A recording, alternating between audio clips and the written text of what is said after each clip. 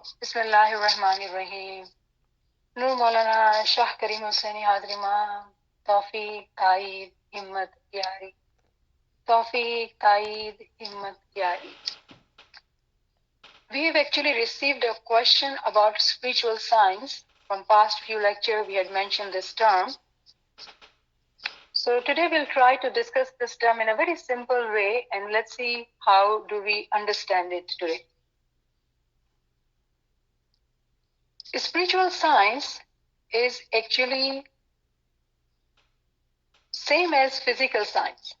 They both are sciences. If we were to take an example of a rope, the higher end of the rope would be called spiritual science, and the lower end of the rope will be called physical science. As we have learned that the physical science came into being through observation and studies. And these observations and studies are based on nature. In nature, everything happens automatically. We see sunrises, sunsets, day is there and then there is night, weather come and go. So everything is happening on its own. Based on this observation of nature, humans have created so many inventions. Now our lives are so many things we do are done for us automatically. Just take this example of phone. Today we are able to communicate so easily without any big gadgets. Like for example, even a letter used to take years or months to reach another party in another country. Today it takes not even a second. As you text, this person at the other end of the world receives it. So all these inventions of plane, rocket, you name it, everything is based on the observation and studies of nature. A branch of physical science is medical science. Same way, through observation and study of physical body, we now know what is health. And if there are disease patterns observed, what are the treatments which work? So the key here is that in order to learn science, one has to study and observe. तालीम लेनी है और मुशाहिदा करना है. Now, in order to understand spiritual science, we need to know about soul. Again, same method, study and observation. Through the study of true knowledge, we learned from the books of our Buzurgwar-e-Deen, our Ginans, our Farmans, and of course Quran, that there is a wisdom which we need to learn in this knowledge. There is an interesting hadith by Prophet Muhammad. He says, Al-hikmatu zalatul mu'min, that wisdom is the lost treasure of mu'min. It is a lost treasure of a mu'min. In Quran, there is a verse, chapter 2, 269. If a friend wants to read that, that would be awesome.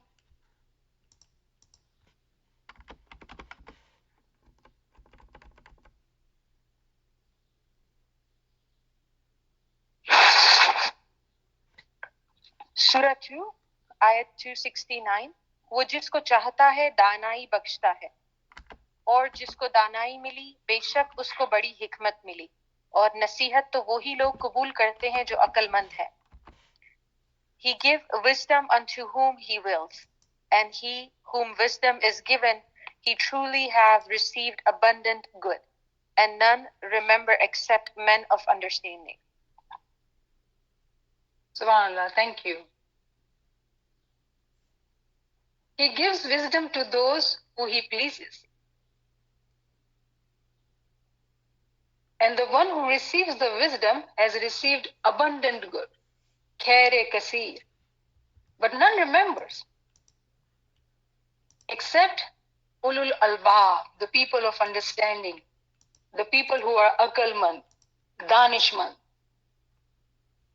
Very interestingly about this verse, It says none remembers. Our peers have actually talked about it.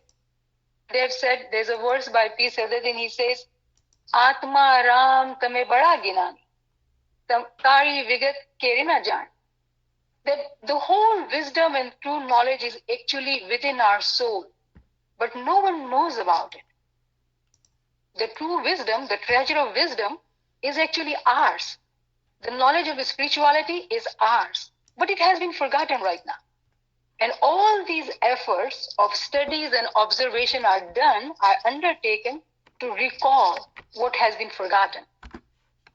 There's an interesting farman by Sultan Muhammad Shah, may our souls be sacrificed to this Imam, Allahumma salli ala Muhammadin wa ali Muhammad. Mawla says that under the feet of human, there is a treasure.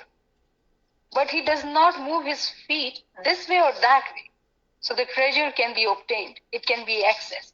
The treasure is right there under the feet. But there has to be effort taken to be able to get to it. It is so interesting that in physical life, we all have taken years and years of studies and efforts to become somebody, like a profession or a businessman or whatever we are trying to do in this physical world to live our living. We have worked hard for it. Same principle applies to get spiritual knowledge. And this knowledge is undertaken, this effort is undertaken to recognize the soul. Maula Ali says, Man arfa nafsehi fakat arfa rabbehi. That recognition of yourself is the recognition of law. Recognition of self? What do we understand by self? I know who am I? So it's not the recognition of me as a person physically, but it's the recognition of my soul is actually recognition of the law. How do I learn about my soul? Now, soul, if it is outside the body, it's abstract. Nobody can touch it, nobody can listen to it, nobody can know it's there. But if this soul is in somebody's body, there's a physical life. We can talk to that person, we can touch that person. All senses can be utilized to communicate to that person who has the soul in the body. Now, the general understanding is that soul is one. But that's not true. Soul is actually divided in unlimited numbers of particles. There is a world of particles. ALWAEZA. Interestingly, our physical body, we see each other as one. We seem to be appearing as one.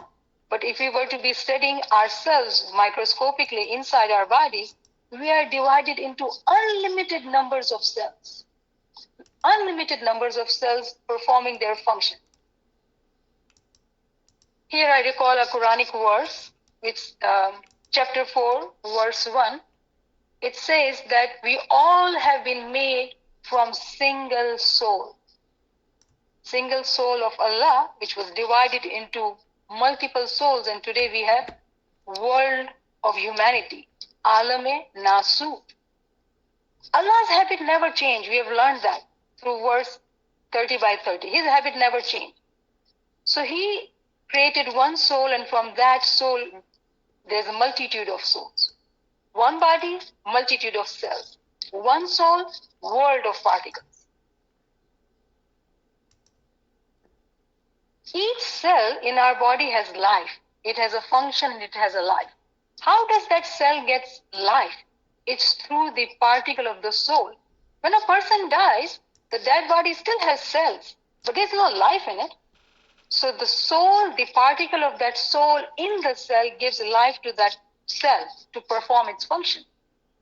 How do we know that? Our peers have taught us, our peers have told us. Pir Sayyid Imam Shah says, Eji rome rome maro shah vase. Eji rome rome maro shah vase ane antar nahi ek dil. Evo janine bhaktai kijiye. Shah par tak baitha gaya. Subhanallah, Subhanallah. He says, oh Mu'mins, Within every pore. Now, pore is what? The opening in our skin, which is actually a cell. Oh, within every cell, my Imam resides. He isn't remote by a distance of a grain. Knowing this, perform your duties, your devotions.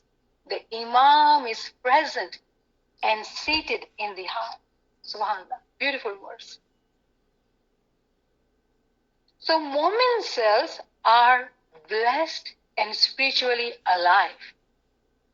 Now, remember, we have learned that Momin here we are using as a particular term, the one who has accepted to be taking true knowledge. He accepts that he lacks knowledge and he has to learn. He is a student in this path of true knowledge, as well as he does zikr or ibadat. A person who only does ibadat is going to be called abid. A person who only studies is actually mustajib. But a true Momin, in a true sense, Momin is the one who does both. And we have often heard this example of canoe having two oars. If we were to use one, we'll be just going round and round, not going further.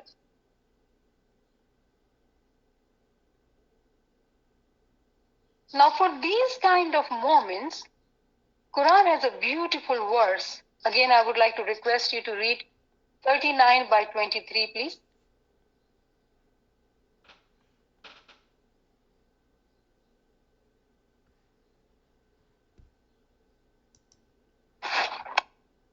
सूरह 39 आयत 23 खुदा ने निहायत अच्छी बातें नाजिल फरमाई हैं किताब मिलती जुलती और दोहराई जाती जो लोग अपने परवरदिगार से डरते हैं उनके बदन के रोंगटे खड़े हो जाते हैं फिर उनके बदन और दिल नरम खुदा की याद की तरफ हो जाते हैं यही खुदा की हिदायत है वो इससे जिसको चाहता है हिदायत देता है और जिसको खुदा गुमराह करे उसको कोई हिदायत देने वाला नहीं Allah has revealed the fairest of statements, a scripture whose verses are alike in meaning and fairness, repeated over again.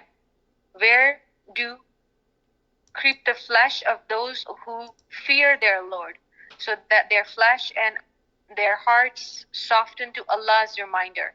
Such is Allah's guidance, wherewith He guide whom He will, and him whom Allah sent astray, for him there is no guide.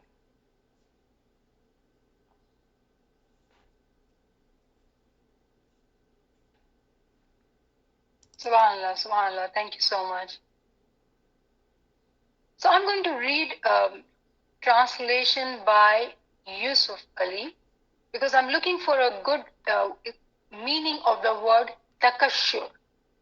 Takshur.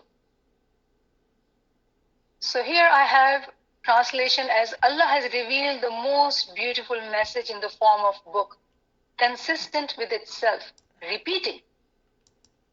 The skins of those who fear their Lord shiver from it. Then their skin and their hearts soften to the remembrance of Allah. That is the guidance of Allah, which He guides whom He wills.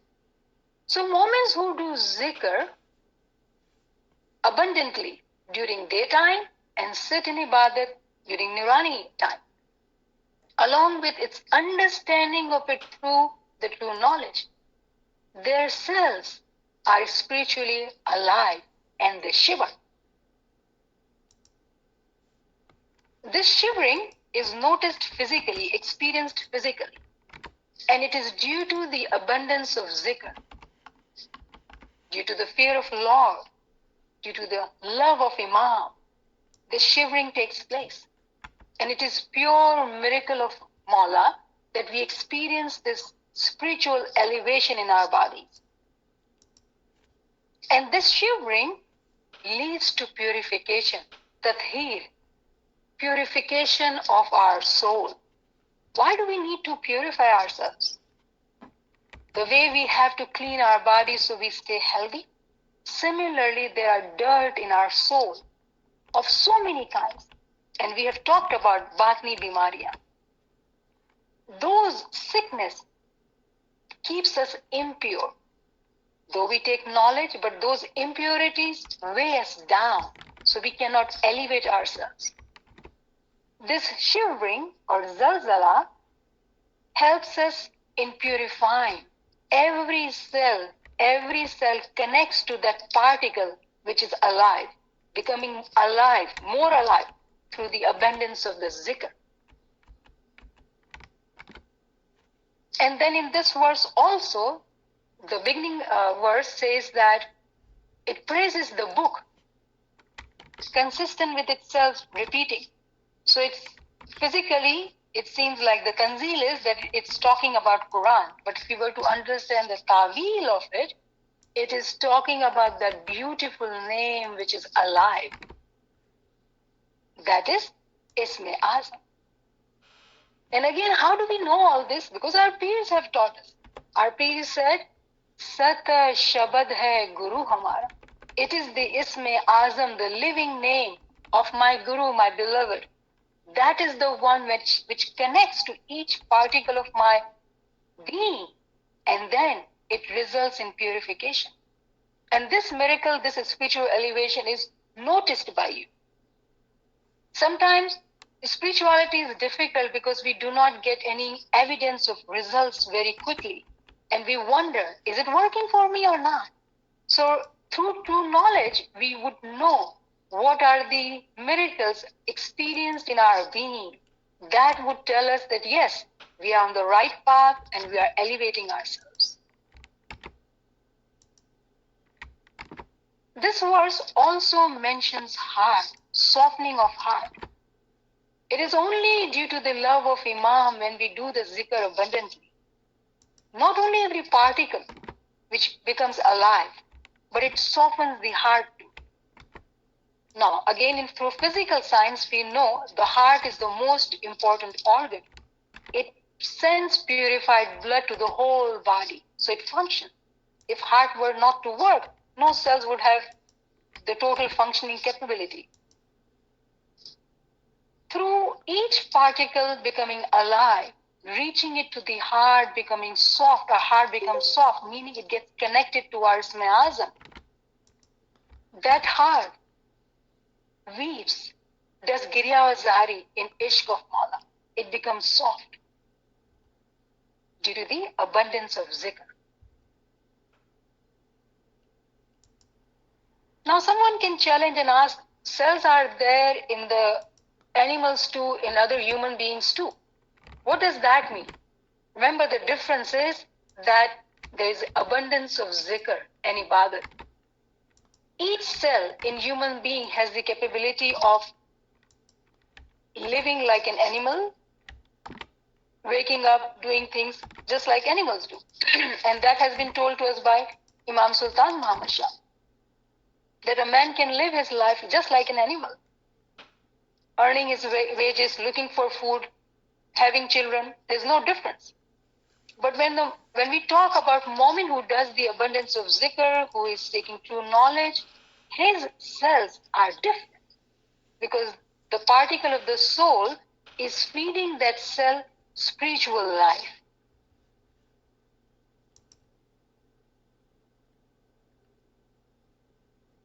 Now, we were talking about recognizing our soul, so we understand the world of particles working in each cell of our body. So let's reveal a secret here and say that recognition of soul is actually the recognition of Israel angel. The angel we know as Malkul Maut, the angel of death.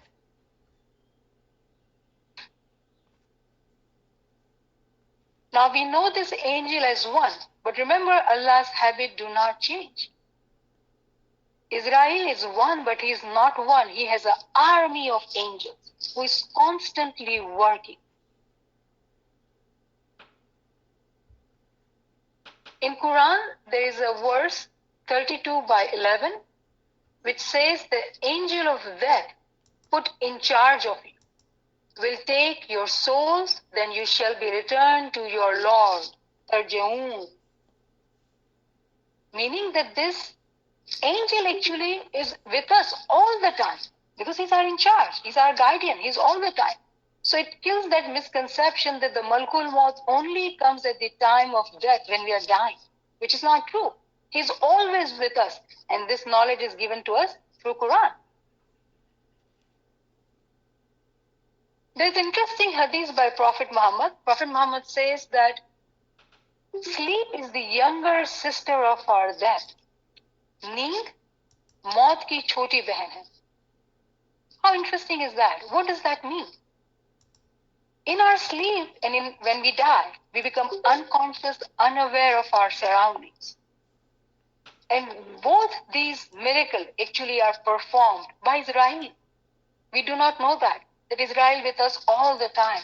Whenever we are tired, we want to sleep, it is him who actually puts us to sleep so he can seize all the tired souls which are replaced by fresh souls. We were talking about blessings, the treasures of Allah. One of the treasure and the blessing is Israel. If he were to be not with us, we would never become fresh to do what we need to do. We would always be tired. It is only through him that we go to sleep and he seizes our tired souls. But that's not only his function. In reality, Israel seizes our soul 5 different ways, 5 different times. We talked about 2. The third is actually during successful ibadat of a moment. When a moment does a very, very good ibadat, meeting all the conditions of how to be doing the ibadat, then he seizes the soul of that moment at that time during the ibadat. Again, how do we know that? Mullah Sultan Muhammad Shah, may our souls be sacrificed to this Imam, says that you need to make your soul lighter. अपनी रूह को हल्का कर, आहिस्ता आहिस्ता वो उड़ने लगेगी. इल्म वाली रूह दर्जा ब दर्जा ऊपर चढ़ेगी. How interesting this farman. It's one same farman. He talks about soul flying, making it lighter, flying, but then he says ilm wali ruh darja ba darja upar chadegi. Meaning he's emphasizing both the aspects, ibadat as well as knowledge. It is through knowledge we would know what we are doing, what is the next signpost, so we can continue to go further. During a successful ibadat of a moment, remember, particle by particle, the change is happening gradually, gradually. A time comes when the soul is seized by Israel. Again, do we have example of it? Yes, we do. Missionary Kararua. He would go under the knife in operation without any anesthesia, without any pain medication. How can a human do that? How can a human do that? It is unimaginable, impossible. But we have example in our tariqah of a missionary. How did he do that? Just imagine, would he sit at the operation table and start doing bandagi at that time? Or would he start calling Israel, please come and seize my soul so my operation can be done? What do you think would be happening? Or we can say that he became Israel for his own soul. Something to think about. Mullah Sultan Muhammad Shah has said another farman. Mullah says that it is up to a human to take a direction. And there are 2 directions for us. To become a human or to become an animal. Choice is ours. So to conclude today's session, we'll continue talking about it, but to conclude here, we would say that same methods of learning are used as we use it in physical science, in our physical life, through observation and studies.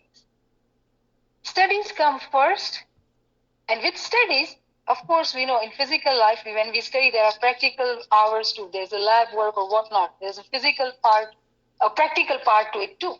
Similarly, in spiritual sciences, we are studying, practices our ibadat, doing zikr or bandagi the whole day, abundance of zikr.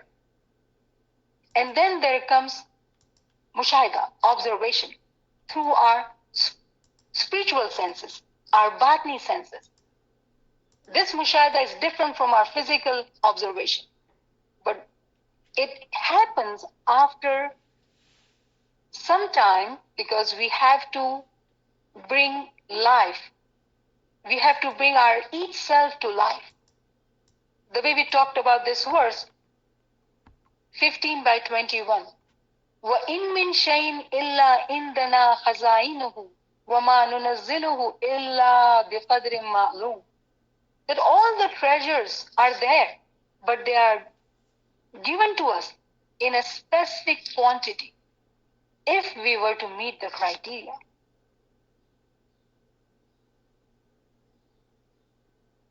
In physical science, we all know H2O is a water. It's a formula to make a water. 2 hydrogen atom and 1 oxygen atom. If we were to combine it, we will have water.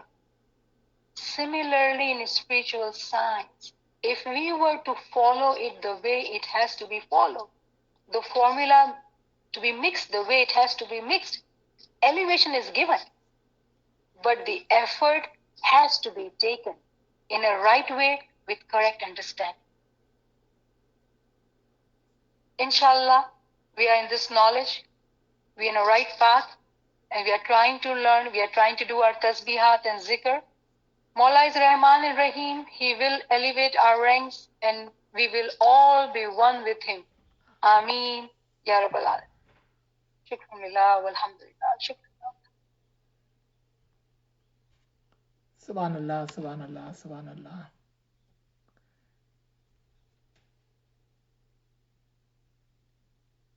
If friends have questions, I would request them, because we have not done it completely.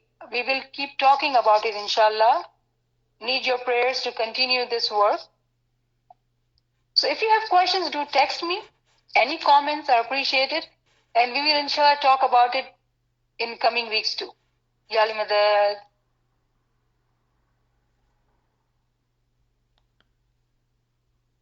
अगर कोई question हो, comments हो तो please go ahead. अगर नहीं तो यहाँ पर हम इस क्लास को रोकते हैं. इंशाल्लाह ताला इमाम आपके साथ है, मुल्ला आपके साथ है, और हम इमाम का हुक्म हुआ तो नेक्स्ट वीक आपके सामने दोबारा से हाजिर हो जाएंगे. या अली मदद, या अली मदद. Ya Ali Madad, thank you.